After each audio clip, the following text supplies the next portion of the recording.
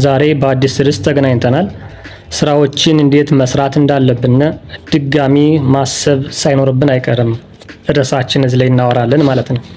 ይህ ነገር ለራሳችን ጥልቅ የሆነ መልእክት የምናስተላልፍበት፣ ለራሳችንን ያለንን ምልከታ በደንብ የምንፈትሽበት ዋነኛ መንገድ ነው።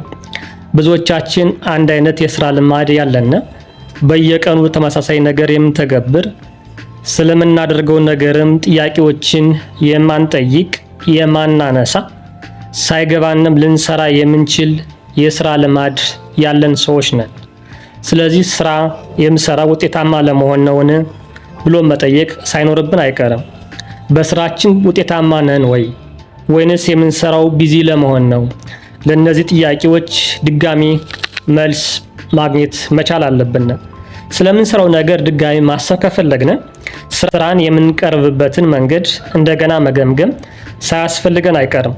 አእምሮአዊ ውቅራችንን እንደገና ማስተካከል ወይንም ማሻሻል ሳይኖርብን አይቀርም። ወይንም ደግሞ የስራ ለውጥ ማድረግ ሳይኖርብን አይቀርም።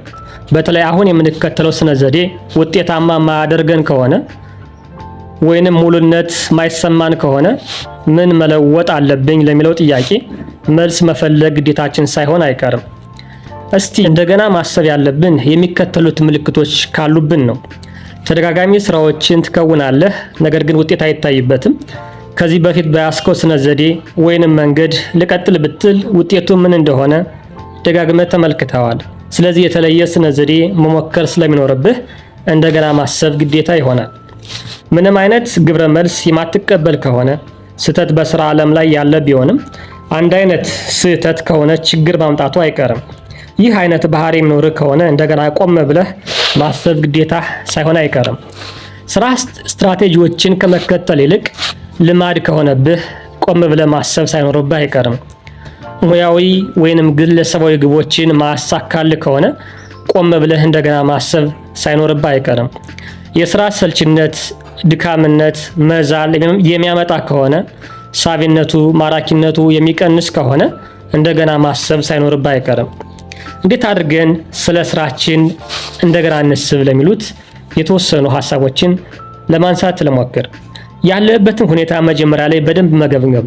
በአንድ ወር ውስጥ የምትከውናቸውን እያንዳንዱን ተግባር በታማኝነት መመዝገብ መጻፍ የመጀመሪያ ስራችን ይሆናል ማለት ነው። ቀጥሎስ የሚከተሉትን ጥያቄዎች ደግሞ አብረን እያነሳን መልስ እንስጥ። ጊዜን በደንብ የተሻማህ ያለው የትኛው ተግባር ነው? ጊዜ በብዛት የሚጠፋበት ክንውን ጊዜን በደንብ የተሻማ ያለው የትኛው ተግባር ነው? ይሄን አረክ ማለት ጊዜን በብዛት እየበላው ያለ ክንውን የቱ ነው የሚለውን በቀላሉ መለየት ትችላለህ ማለት ነው። ህመም የሚፈጥርብህ መሰረታዊ ክንውኖች፣ ድርጊቶች፣ ሐሳቦች የትኞቹ ናቸው? እነዚህም ህመም የሚፈጥርብንን ሁኔታ እንለያለን ማለት ነው። ብዙ ጊዜ ብስጭትም ፍርሃት የሚፈጥርብህ ድርጊት የትኛው ነው? ይሄንም እንለይና ለዚህ መልስ እንሰጣለን ማለት ነው።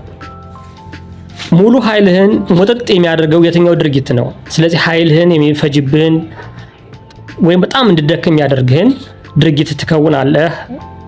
ከከወንክ ደግሞ የትኛው ነው የሚለውን መለየት አስፈላጊ ነው ማለት ነው። መቼ ነው ውጤታማና ምርታማ የምትሆነው የሚለውን መለየት አስፈላጊ ነው። መቼ ነውስ በደንብ ማሰብ የማትችልበት ውጤት የማታስመዘግብበት ጊዜ የሚለውን መለየት አስፈላጊ ነው። የምትጠቀምባቸው መሳሪያዎች፣ ሶፍትዌሮች ወዘተ እየተጠቀምክባቸው ነው ወይንስ እያደናቀፉ ነው? ለዚህ መልስ መስጠት አስፈላጊ ነው ማለት ነው። የምታደርጋቸው ስብሰባዎች አስፈላጊና ውጤታማ ናቸውን ወይንስ አሰልቺ፣ ጊዜ ፈጅ፣ አዲስ ነገር የማይገኝባቸው ናቸውን? ለነዚህ መልስ መስጠት አስፈላጊ ነው። ለነዚህ ጥያቄዎች በደንብ መልስ ከሰጠህ ስራህን የምትሰራበትን መንገድ መቀየር እንዳለብህ ወይም መቀጠል እንዳለብህ ልትወስን የሚያስችል ሀሳብ ልታገኝ ትችላለህ። ሌላኛው ከሙያ ወይም ከስራ ህይወት ጋር በተገናኘ የረጅም ጊዜና የአጭር ጊዜ እቅድ ማስቀመጥ ብሎም በየጊዜው መፈተሽ መንገድህ ድጋሚ እንድታስብበት ያደርጋል። ይህ ደግሞ ስራ ቦታ ላይ ያለ ስኬት ምንድን ነው የሚለውን ትርጉሙ በደንብ አድርጎ እንዲገባ ይሆናል ማለት ነው። ምክንያቱም አንዳንድ ጊዜ ስኬት ምንድን ነው የሚለው ትርጉሙ በደንብ ሊጋጭበት ስለሚችል ለዛ መልስ ስለሚሰጠን ማለት ነው። ጊዜን የምትጠቀምበት አግባብ መገንዘብ ለስነ ዘዴዎች ውጤታማነት መሆን ሌላኛው አረዳድ ነው ማለት ነው። ስለዚህ ስነ ዚዳችንን በደንብ ለመፈተሽ ከፈለግን ከዚህ ላይ ያነሳናቸውን ሀሳቦች እንዲሁም ጥያቄዎች መልስ መስጠትና በደንብ ማየት አስፈላጊ ነው እላለሁ በእኔ አረዳድ።